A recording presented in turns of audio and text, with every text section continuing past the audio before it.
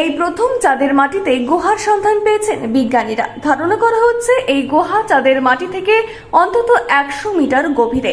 গুহার জায়গায় স্থায়ী বসতি করে মানুষ থাকা শুরু করতে পারবে বলেও ধারণা করছেন বিজ্ঞানীরা। তাদের মতে এমন শত শত গুহা চাঁদে থাকতে পারে। ব্রিটিশ সংবাদ মাধ্যম বিবিসি বলছে, আজ থেকে 55 বছর আগে চাঁদের ঠিক যেই জায়গাতে অ্যাপোলো 11 এর মহাকাশযান নেমেছিল সেখান থেকে জায়গাটি 400 কিলোমিটার দূরে। ইতালির একদল বিজ্ঞানীদের নেতৃত্বে সম্প্রতি এক গবেষণায় এই তথ্য জানা যায়। মার্কিন মহাকাশ গবেষণা সংস্থা নাসার লুনার রিকনেসান্স অরবিটার নামক এক রডার থেকে তথ্য সংগ্রহ করে এই গবেষণা চালানো হয়। সোমবার নেচার অ্যাস্ট্রোনমি নামক এক জার্নালে সোমবার এই সংক্রান্ত একটি আর্টিকেল প্রকাশিত হয়। তাতে বলা হয়, গুহাটি 45 মিটার প্রস্থ, গুহাটি 14টি টেনিস কোর্টের সমান।